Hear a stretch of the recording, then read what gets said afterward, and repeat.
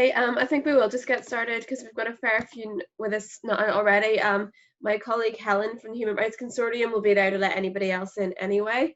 So just to start off, I'll just introduce myself. I'm Robin Scott and I'm from CAJ, but as part of my role, I manage the Equality Coalition, which is an umbrella group of NGOs and trade unions in Northern Ireland.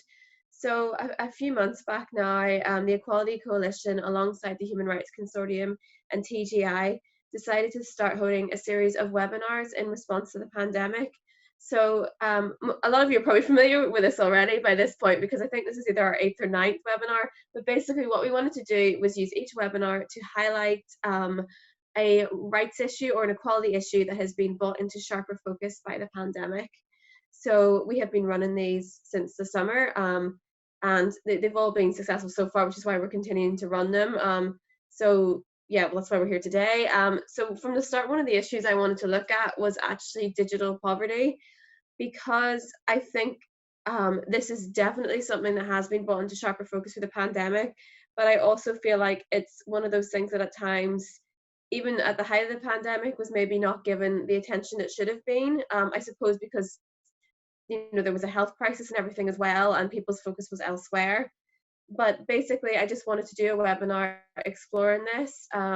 So, I mean, essentially, I think this is an issue that is really, I think the digital divide in Northern Ireland has been really intensified by the pandemic, because you have those people who can afford the top internet rates and who have easy access to internet, and then you have others who can't maybe afford a package like that, and then is others still who are in a rural area where the connectivity just isn't good in general. Now, I actually live in a small town, and I'm lucky enough in that most of the time my internet works.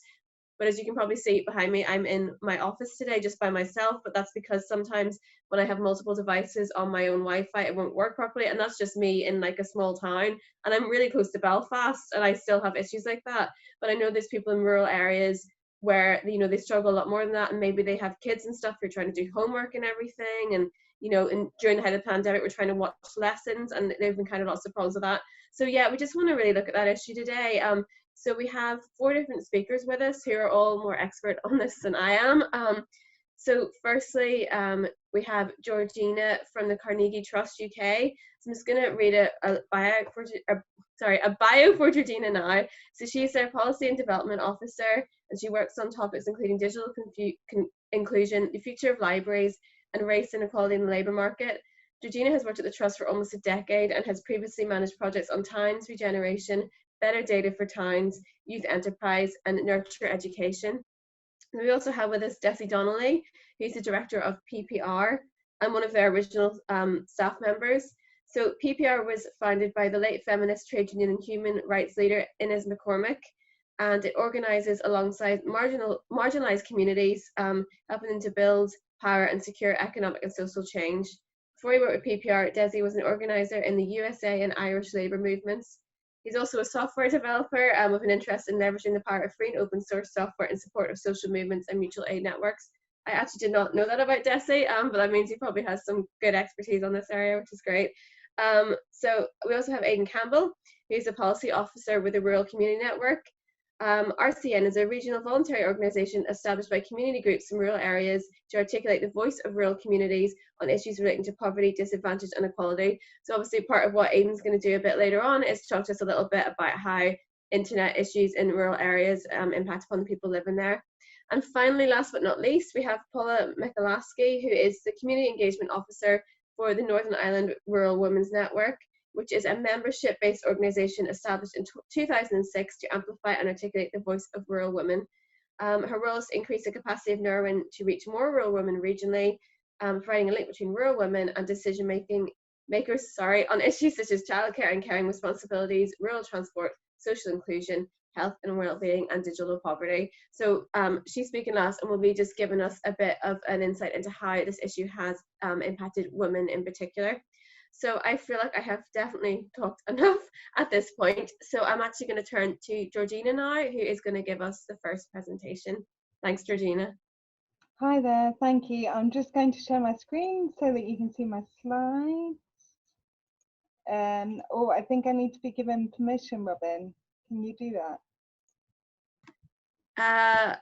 I think Helen, my colleague, should be able to do that. And I've Yeah. also just realized I forgot to say something very important. If you have any questions for any of our speakers, please just pop them into the chat box.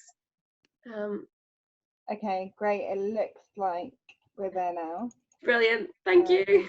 Thanks, Helen. Thank you.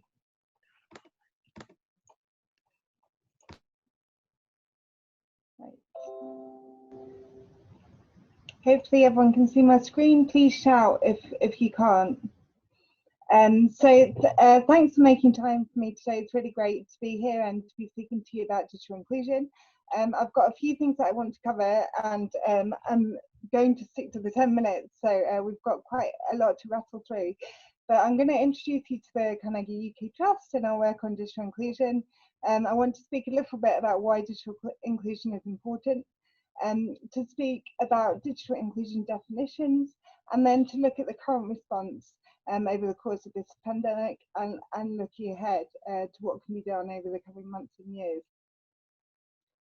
So first of all, we were established in 1913 by Andrew Carnegie and given a remit to improve wellbeing across the UK and Ireland. We work in policy and practice across a number of themes, so digital inclusion is one of those. And over the last 10 years, we've done specific studies in Wales and Glasgow, looking at the levels of digital inclusion and the reasons for that. We've had a Not Without Me programme, which has supported youth organisations to deliver digital inclusion initiatives. We've had quite a lot of engagement with digital policy at UK level, and recently this year we've been supporting the Connecting Scotland initiative, which has been in response to the pandemic to get more people online in Scotland. And we also have two other strands of work on data privacy and online harms, which is led by my colleague Anna Grant. I'm not going to speak on those today, but there is information on our website, or I can put you in touch with Anna if those areas are of particular interest.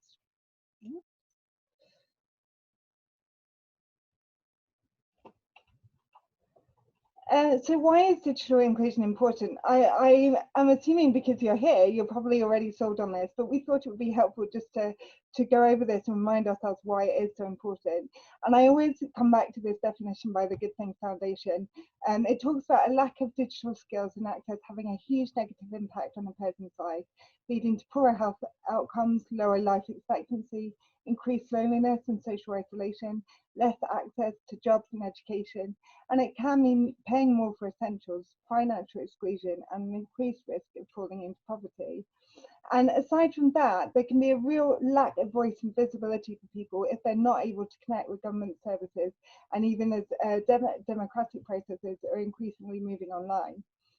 What's more, it's those already at disadvantage who we often find are at risk of digital exclusion. So there's an effect of compounding inequalities, which you might hear me say a few times through this presentation.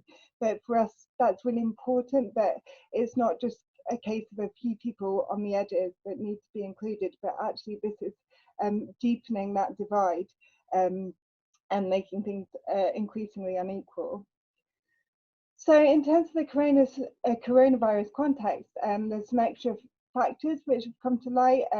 It's really emphasised the importance of people being able to access good health information online and having the skills as well to be able to question it, to verify sources. And there's that danger around fake news and people being misled. So that's about digital skills as well as being able to access information. There's been a high overlap between those most vulnerable to COVID and those who tend to be digitally excluded, which again, you've got this compounding factor. At the Trust, we've had a particular focus on digitally excluded young people. And when we started this bit of work, there seemed to be this assumption that young people were digital natives. We realised that there was a group of young people who were particularly vulnerable, often those at points of transition in their life, who were slipping through the net. Who didn't have access to digital, and that this was really going to impair their chances going forward. And in this context this year, we've seen particular implications for young people as well. So as we all know, homes became the primary setting for learning. That led to a reliance on digital. There's a discrepancy between those children that could have gone to school and that were actually turning up.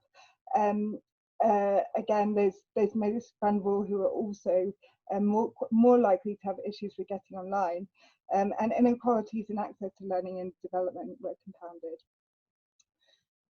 So a lot of our work is focused on policy and on, I'm going to speak a little bit here about definitions and measurement of digital exclusion, which maybe doesn't sound particularly exciting, but I wanted to share a bit of this with you to share kind of what we've been thinking about and why. And I should say at this point that our work is UK focused, and actually our digital inclusion work hasn't had a particular focus on Northern Ireland. We've got other projects that are very Northern Ireland focused.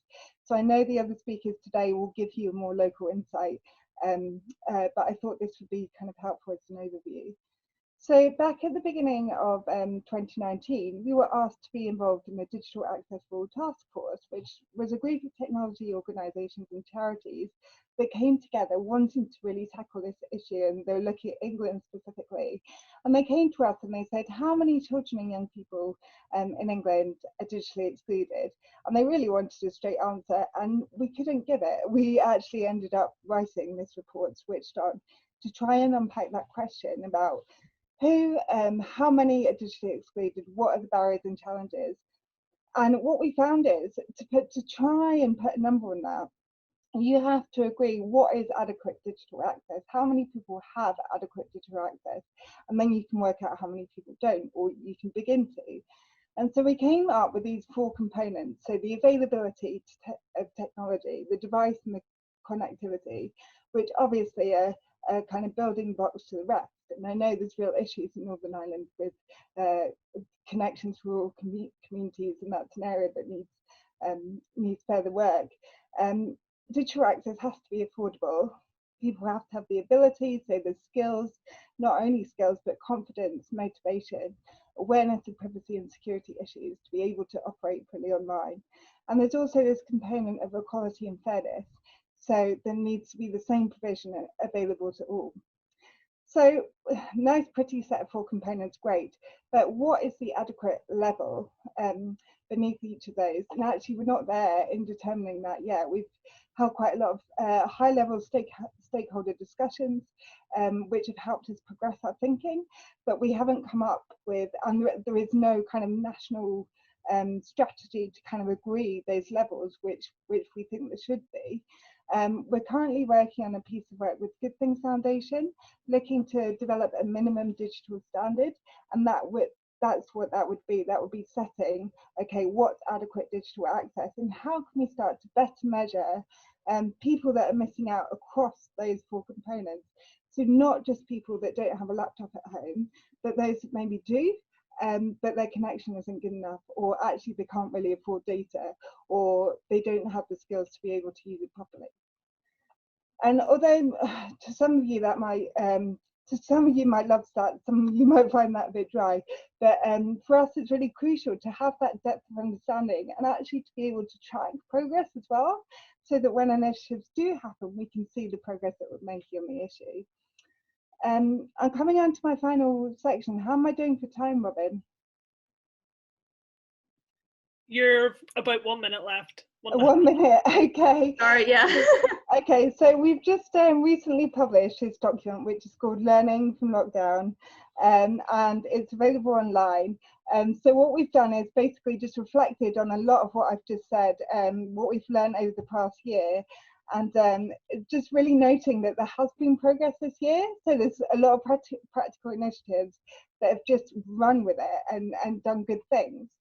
But there are still gaps, so these are just some of the programs that we're aware of, and I can share slides so that you can read more. And it's not just about programs, but things like zero rating websites and so on has helped as well. So plenty of challenges still do remain, and I think for me a key challenge is about the match up between national and local. So we've had some great national initiatives rolled out, but for example, the Department for Education in England have provided devices, but we know that there's been real trouble in getting those to the pupils that need them. Whereas on the other hand, you've got small local initiatives that have kind of patched things together with their own expertise, and they know who needs the support, and they're able to deliver really well, but on a small scale. And I think there's a crucial thing in those two things being able to come together a bit better. So these are some of the recommendations that we've made. So for there to be a better strategy at national level, but also sharing of learning and joined up approaches. And I'm going to just rattle through these. And obviously my focus here has been on home access, but we also think it's crucial that we provide a safety net of public provision, and that very much crosses over with our work on libraries. And we know libraries do an awful lot of good work. And so to sum up my key points, so to say that adequate digital access has several components that all need to be tackled. So it's not just about connectivity, but it's about tackling all of those components to ensure adequate digital access for all. Sharing of thinking of resources can help to improve the effectiveness of our responses. And also, increasingly this is coming up, particularly for children, that digital access might even be considered a human right. And we need real change. We need real long-term strategy at the top in government to be able to tackle something that's this significant. I have rattled through that, so I'm sorry if I skimmed over bits that you would have liked to have heard more on, but please do feel free to ask questions or to get in touch. Thank you. Thank you, that's great. So yeah, we'll be sending out an information pack after the session, and we can link through to some of the stuff you were talking about in your presentation. We've also already got a question, but we'll save that for the end. So yeah, next up we have Desi from PPR, who is going to talk a bit about a campaign they've been doing on digital property. Thanks, Robin. Thanks, Desi. And thanks, for Georgina. And good to see everybody. I'd like to just talk through, it's an Internet for All campaign that we kind of launched back in April or May of this year. And I suppose if you know the work of PPR, we very much work with grassroots communities, people directly impacted by social and economic inequality. So we work around people experiencing homelessness or poor housing, people in mental health crisis, around the right to work at social security, or even people in the asylum process. But when lockdown came around in March, we actually went out on the 13th of March. We realized that we had this range of campaigns that we were currently running, but that the context was quickly changing underneath us, and that the campaigns in some degree didn't lack relevance, but certainly weren't the priorities or the problems that people are facing, and the kind of the issues that COVID were raising to the fore. So we carried out an audit of our activists and people who would be active in our campaigns, maybe not the frontline activists, but people who would be on the periphery of the campaigns as well. And one of the things that came up, very, very critical issue at this time, of course, was internet access, not unsurprisingly. But I suppose the way that we've tried, the Internet for All campaign came out of this, that we've looked at the COVID situation as not some sort of fleeting issue, but something that's going to have a lasting impact on society as well, and really change patterns of behavior and relationships and how we go about doing things. So that's kind of informed our campaign.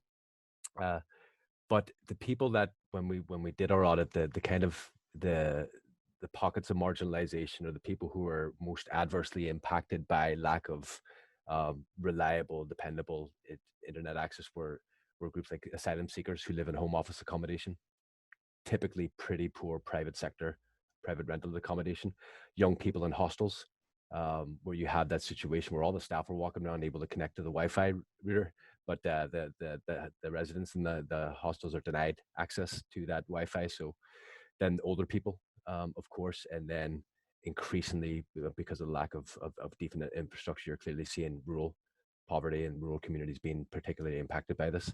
But like the cumulative impact of this is that basically what we're seeing is that it's actually deepening existing patterns of social and economic inequality as well. So it's mirroring existing inequality. And largely that's because the pre-COVID strategy around rolling out broadband was first and foremost seen as an economic driver. It was not seen as a human rights issue, where you were targeting at people who were experiencing marginalization and targeting resources at that.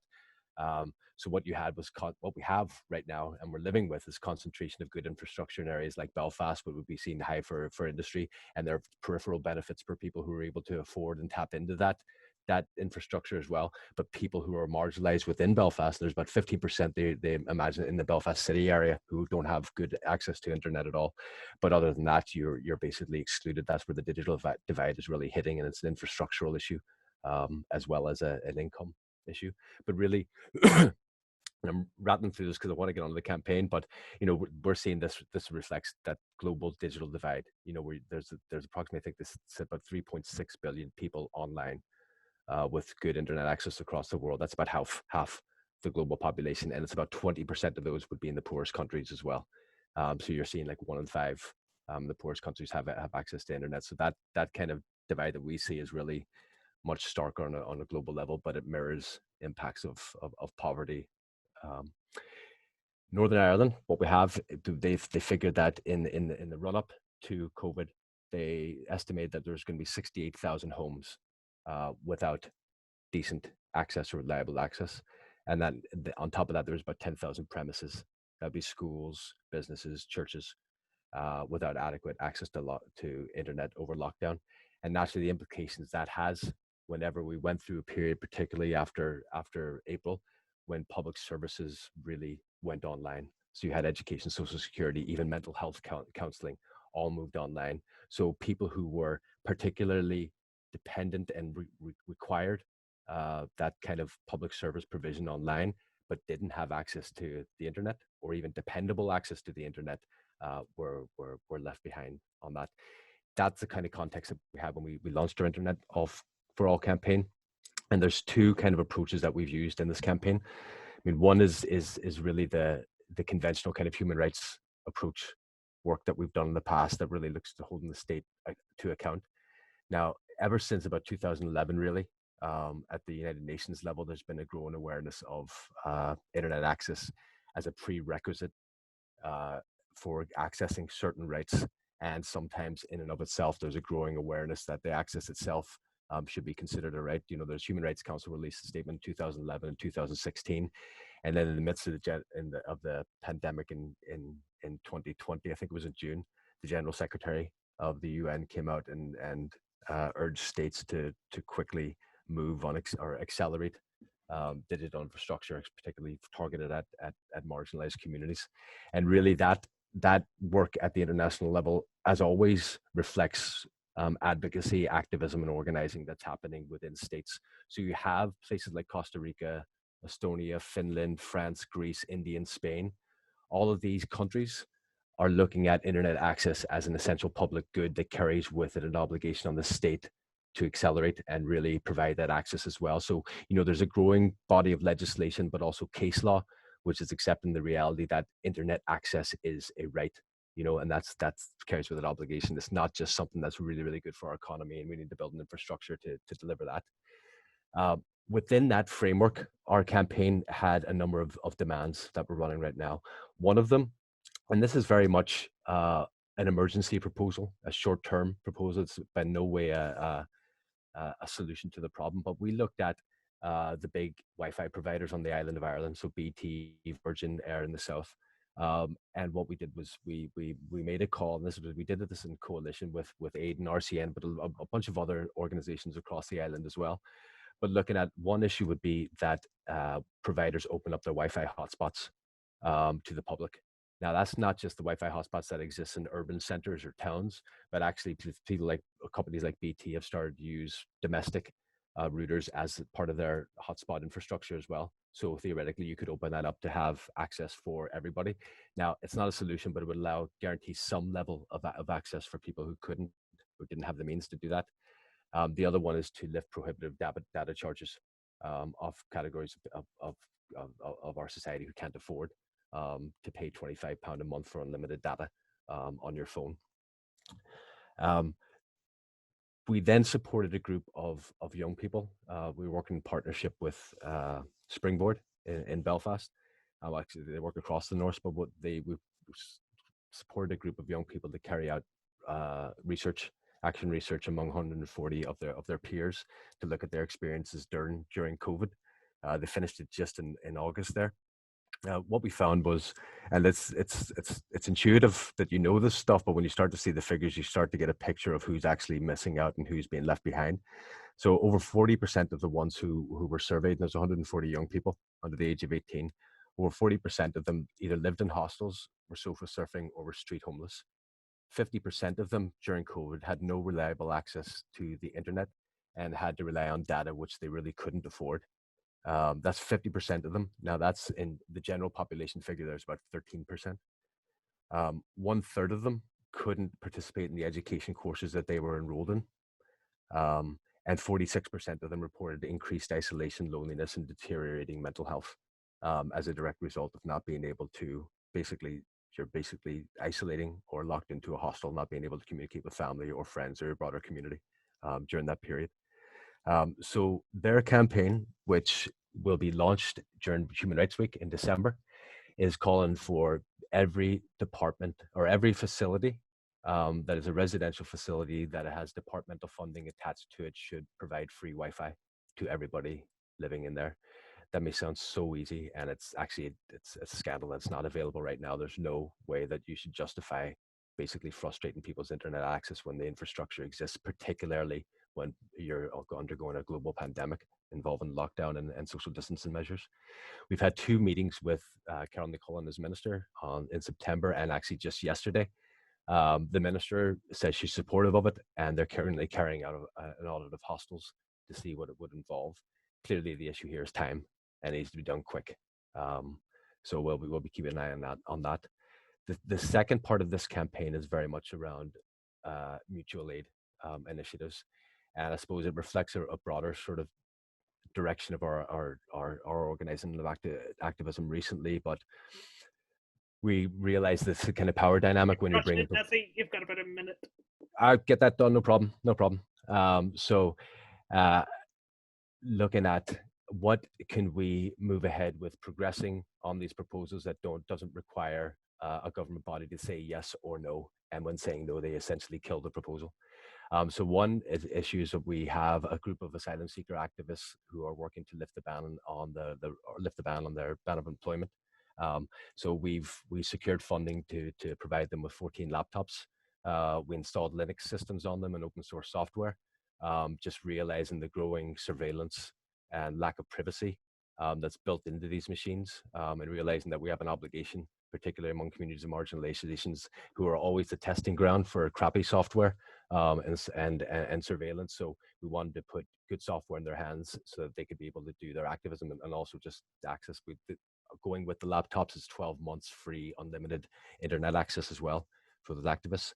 And the other one is for the young people in the hostels. Mick Conlon, the boxer, provided us with a donation of $5,000, and we're purchasing tech and data for some of the ones who are particularly alienated and isolated during COVID period for them as well.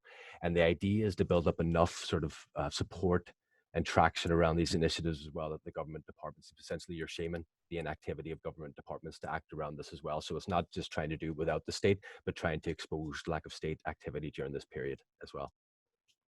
And happy to take questions later, but I'll stop there. Thanks. That's great, Desi. Thank you so much. So now we're going to move on to our next speaker, Aidan Campbell, who is going to talk a little bit about some of the issues in rural areas specifically. All right, thanks Robin and Georgina and Desi for the presentations, and thanks to everyone for tuning in this morning.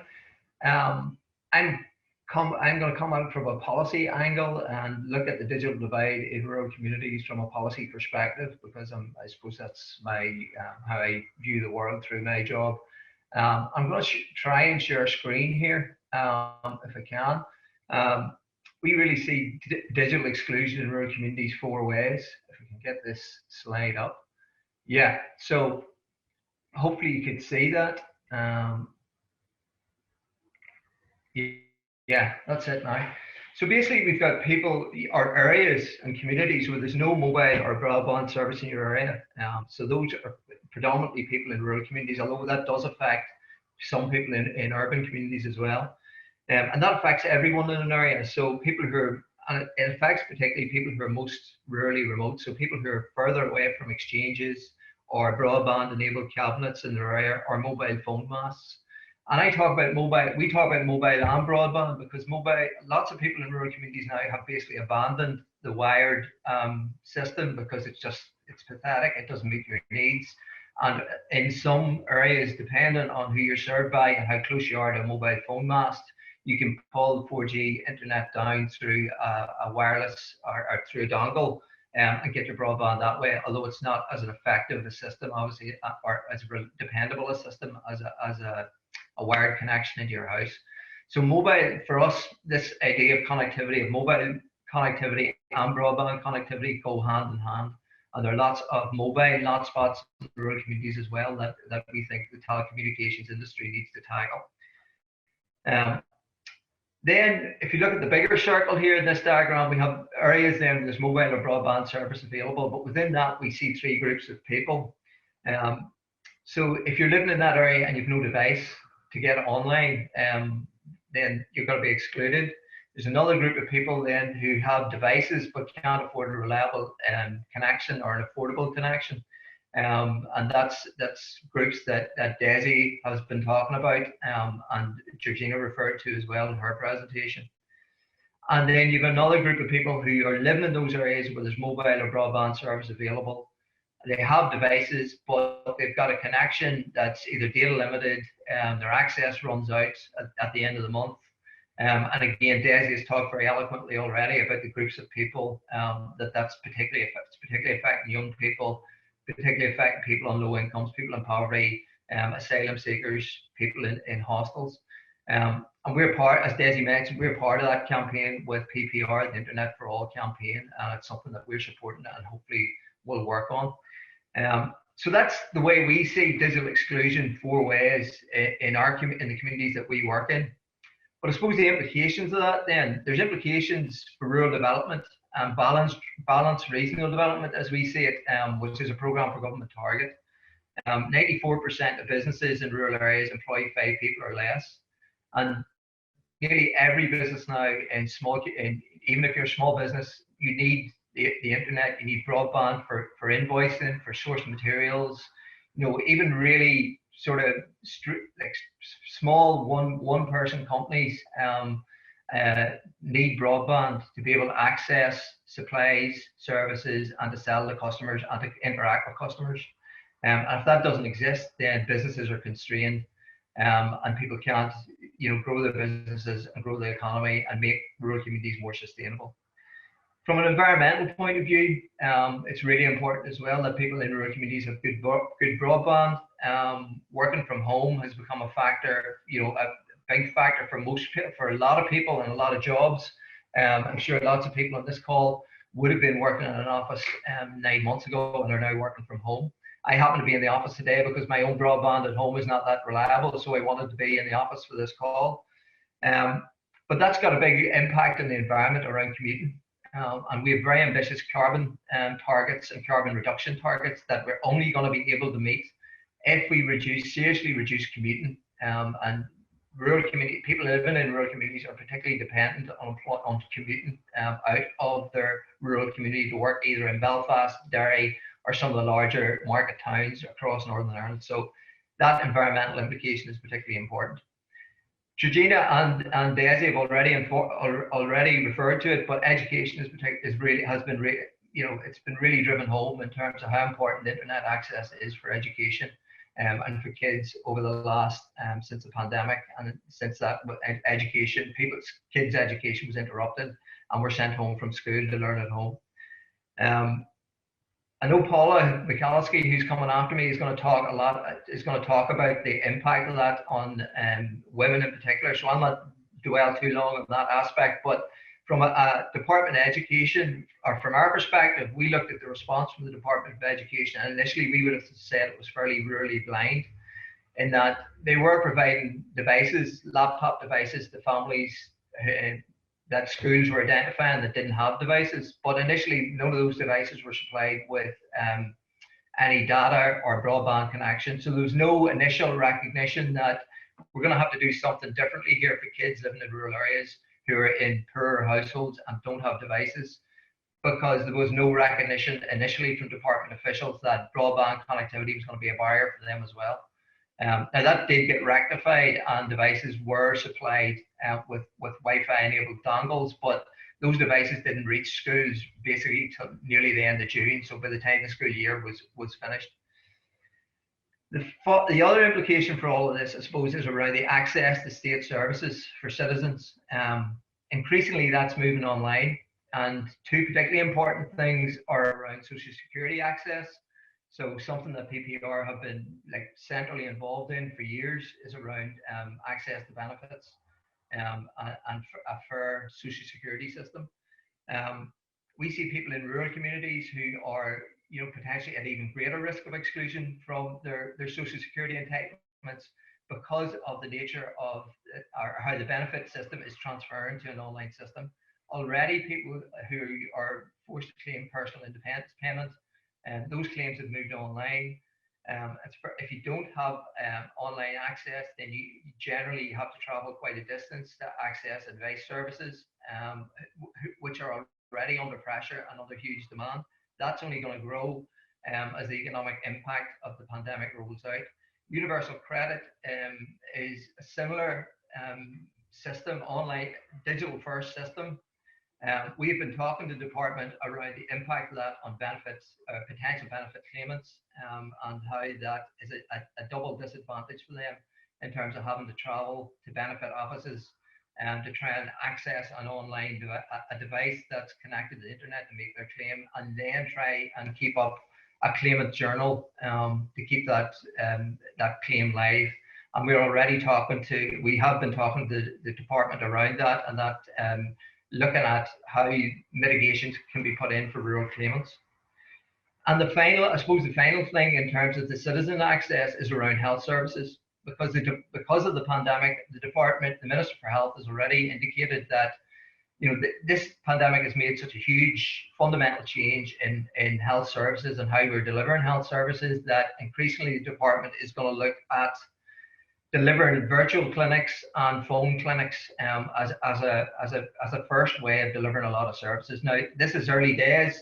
The trusts are already modeling how they are going to try and do this. Potentially, it could be a positive in terms of allowing people who are very remote, living very remote, not to have to travel, and potentially people who are older or ill, that they don't have to travel to attend clinics or GP appointments or clinics in hospitals.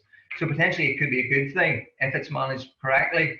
The difficulty will be that for people who don't have access, don't have a device, or don't have the digital literacy to get online. So those are just some of the implications from a rural perspective. Aidan, sorry, you've got 1 minute left. I did say I'd give you a warning. Okay, thanks for that, Robin. No problem. So 1 minute, in 1 minute, our executive's response, I suppose, to this in rural communities has been, build out the infrastructure into rural communities, and that will solve the problems, basically, that the market will provide. But the market hasn't provided, with the fact that we basically had to subsidise the market with the announcement yesterday, Project Stratum, £156 million subsidy into the private sector to go into rural communities, because there isn't money to be made in the private sector, to drive these connections out to so many dispersed rural homes. But what we would argue is that there's a need for a targeted digital inclusion strategy. So and PPR have been doing it with their young people, but the Northern Ireland Executive need to do it on a Northern Ireland level. So building the infrastructure is one thing, but it's identifying then who hasn't got access and the reasons why, and then putting in investment to get those people online so that they can access the services that we take for granted. And I suppose the final thought is that there's a more radical alternative around all of this, and it's looking at some of those international examples that Daisy has already referred to, looking at the internet as a human right and as a public good. I mean, the internet in the US started out as a public institution, publicly funded between universities and research institutes, and it was only in the 80s when that became private, when the traffic started to grow, it became privatized and was handed over to the market. Again, as we've seen across a lot of liberal democracies, at a completely basically given away to the private sector, billions of pounds or dollars in this case of taxpayers' money, that developed a hugely important strategic public asset, which was basically given away to the private sector.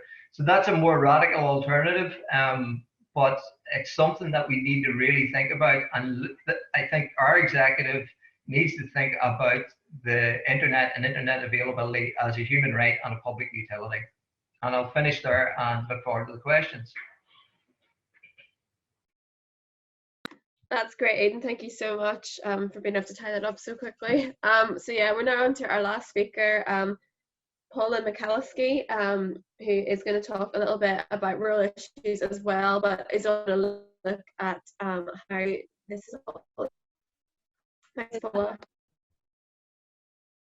First, the Equality Coalition, the consortium for inviting me to speak on this important, the hot topic of the day. And I echo everything that's been said already by other speakers. I'll probably touch on some of the same issues, but I'd just like to give the perspective of rural women. When lockdown began back in March, we contacted most of our members by email and sent out e-zines and advice and information on the coronavirus, because, you know, just to cut through all the media information, you know, that there's a lot of fake facts and stuff like that, just to simplify it. But it became clear to us that our members, a lot of our members don't have access to broadband or indeed digital devices. So we contact them by phone or post. And as we have a large membership, that's a bit difficult and time consuming. But just to give you an example, I contacted one of our members from County Down in April. She lives alone, she's in her 70s, and she has no family in the area. She's got, her son lives in England, I think. And she gets regular phone calls from AJNI's check-in and chat service, which was fine. But she missed the social aspect of the walking group that she had joined recently. So I asked her if she had a computer, but she said she'd never needed one. In fact, her words were, "That's for young people, what would I need a computer for?" And this is what you'll find a lot of. It's only now, nobody could have predicted this scenario this year. So this is why a lot of people do realise that they do need to be computer savvy and whatever. So, and she acknowledged this. Rural women in Northern Ireland traditionally bear most of the caring responsibilities in terms of childcare, elder care, and caring for those with a disability. Caring responsibilities often isolate women, particularly those in rural areas who may become excluded from fully participating in social, economic, and community-based activities. So they need that support and social interaction with other people in similar for their own mental well-being more than anything. But because of the coronavirus pandemic, a lot of our member groups have suspended activities indefinitely because they're not permitted to physically meet up. This has increased their feelings of isolation and anxiety at a time when they need regular information, support and advice to dispel their fears about COVID-19. As we all know, there's a lot of scaremongering in the media. Before the pandemic, most people with a reliable internet connection could work from home, and if they needed to order groceries online, do their banking, benefits, training, book an MOT, whatever. Those without the internet learned to adapt a long time ago. Anybody from rural areas with no internet, we know about this because we've dealt with this before. You might have had to go to your friend's house, the local library, or sit outside McDonald's in your car to get a signal. That's if you had a car. But now that coffee shops and libraries, etc., have closed, this is no longer an option. And the irony is that people without internet access now, they need it now more than ever. Homeschooling, for instance, although students are now back at school, we can never be sure that this issue isn't going to be required again. And it's highlighted the digital divide in that there may be 3 or 4 children in one family with only one device between them and an unreliable internet connection. It's unacceptable that all our children are not being educated on a level playing field. This further adds to stress with the parents from home, and usually the mother who has to deal with this, unfortunately, you know, with children and sorting this stuff out. Childcare, another issue in rural areas. It's always been an issue in rural areas, but this year's crisis has highlighted the fact that a lot of families have come to rely on grandparents to look after their children when they're at work. But as older, more vulnerable people are required to self-isolate or shield, some women have no choice but to work from home as they cannot access affordable and available childcare. So therefore, they are reliant on a dependable internet connection, not one that's off and on now and again, as we'll find in rural areas. Even some doctor's appointments are held via Zoom or Skype now as surgeries are closed, and also religious services are being shown online. Not everyone is fortunate enough to have a computer, smartphone and broadband connectivity, so this puts them at a further disadvantage.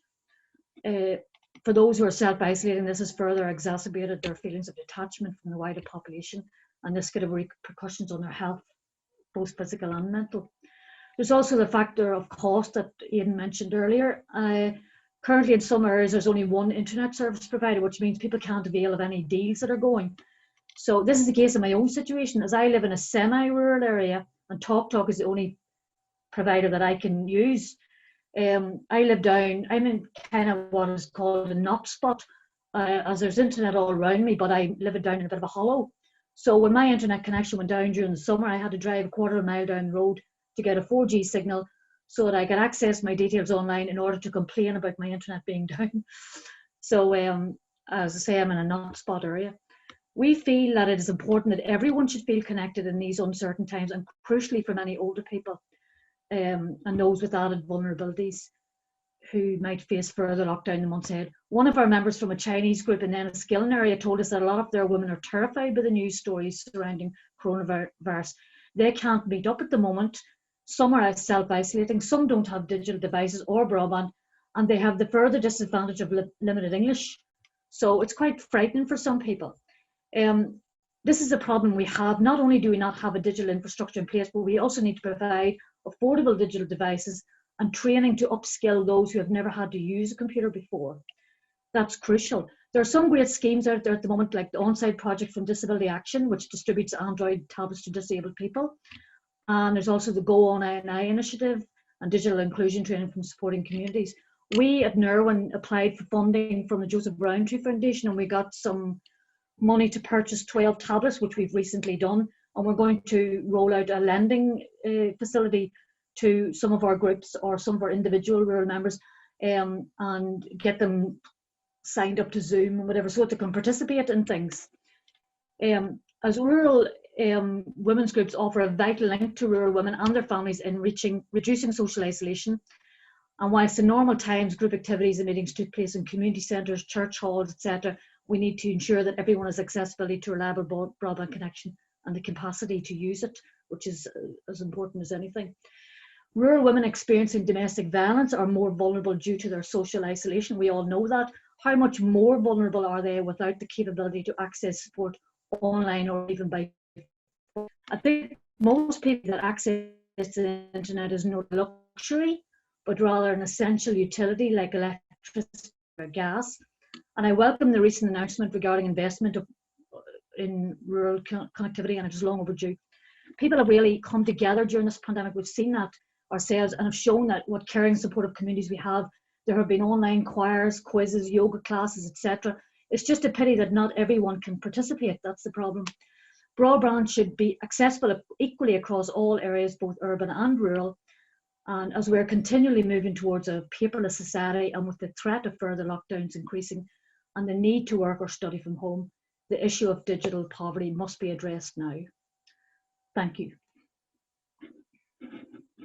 That's brilliant. Thank you, Paula. So yeah, I'm just gonna start taking a little look through the chat box. So I do think we have a few questions, and we also have a few comments from people as well.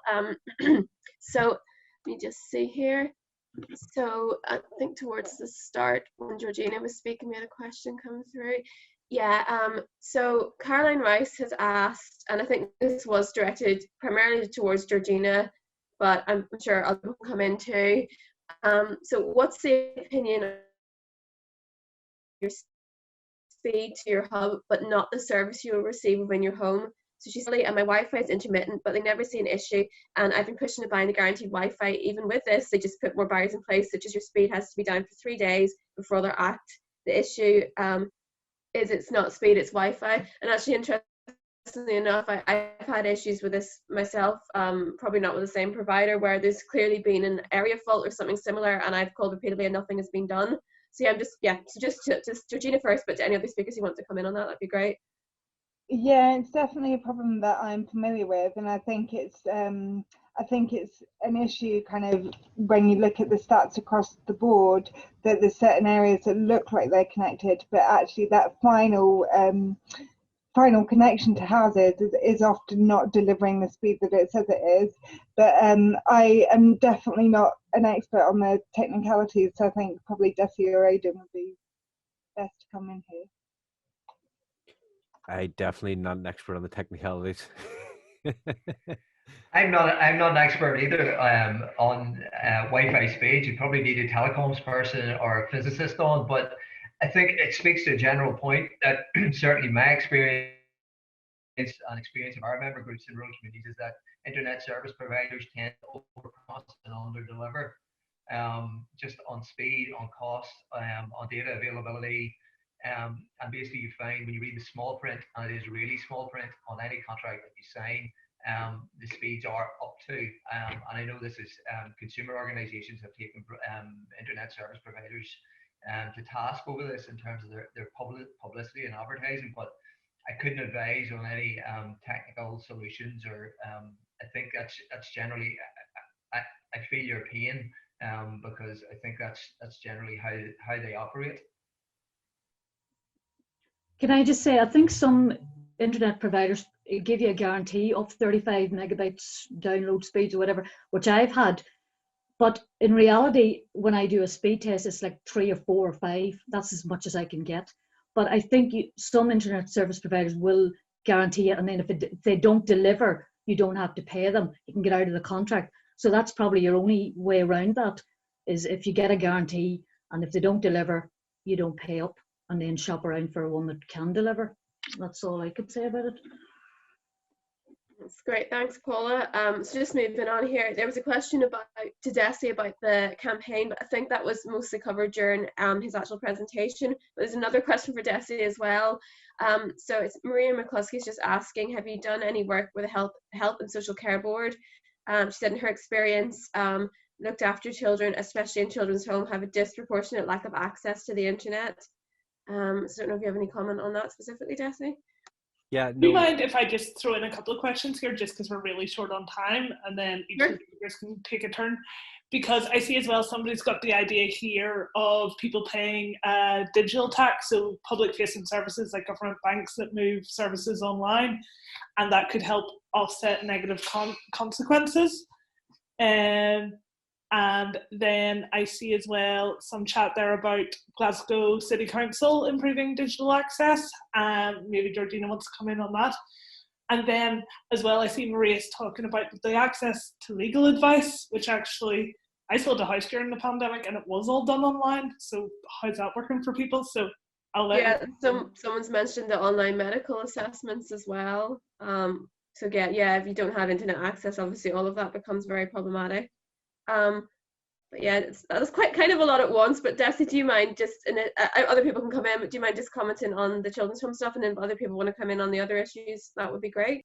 Yeah, I'll take them all together, because I mean I think they're all linked in the sense that no, we haven't had been direct contact with the Health and Social Care Board specifically on this.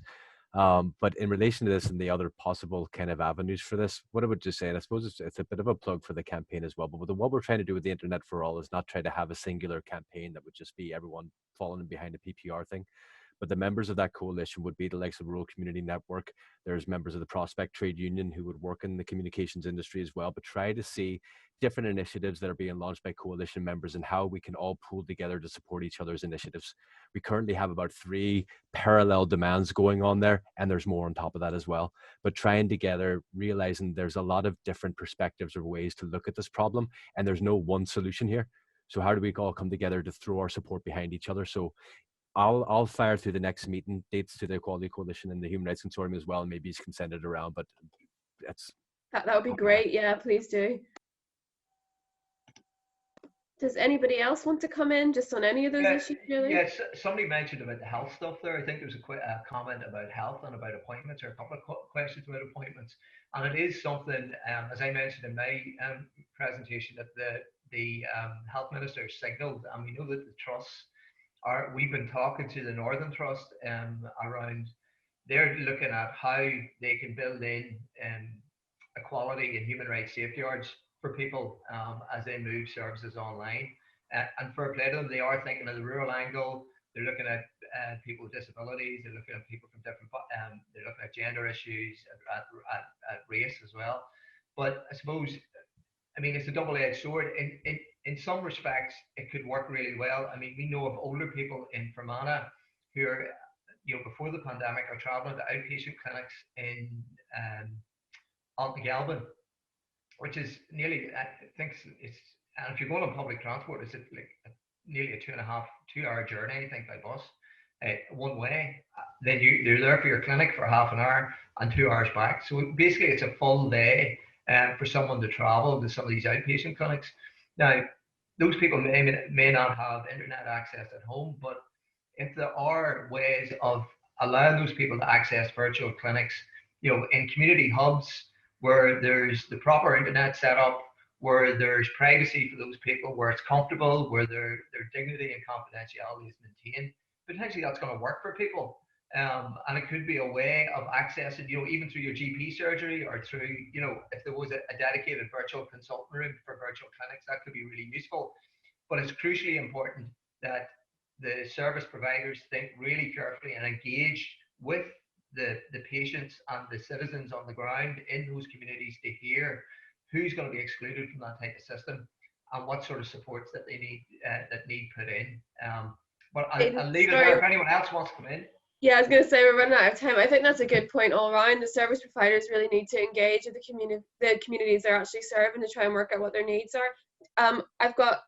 I actually think maybe we should leave that question because I've just got like a couple more here. So I wonder if we can just go through these really quickly. So just firstly, we had someone commenting on that new contract that's been awarded to Fibrous to improve rural coverage here. I'm just wondering, does anybody have a comment on that? Do you guys actually think that's going to help people? I just want to say that I think it's great, but if they're going to target all rural areas, but as I talked about earlier, there's not spots as well. I mean, I know I live near a town, but because I live down in a hill or down in like a hollow, I don't get the proper internet. Plus, I know people who live down by the loch or Loch Ness and whatever, that they have no internet at all. And there's a guy down there who has to have a satellite dish or whatever, but yet, and I actually know somebody who's took a call from his brother in the outback in Australia, or took a WhatsApp message, but he could get that in the outback in Australia, but he couldn't get it in Derrylawn. Do you know what I mean? I mean, that's unacceptable. Like, you should be, if you can get it in, rural areas in Australia or anywhere in the world, you should be able to get it in the rural areas in Northern Ireland. So that's my only comment. Yeah. This investment is great, but make sure it targets everywhere. Nobody's lost in it, Yeah, it needs to be implemented correctly. Robin, I would say from our point of view, yes, we welcome the investment. But as I said in the presentation, the Northern Ireland Executive's approach to this issue has been about building out the infrastructure. It also needs to be about digital inclusion. So the key first step on that is identifying who's excluded. And I don't think we've got a good enough picture. Like PPR, the campaign PPR are running, they're having to do their own research to identify who's excluded and where.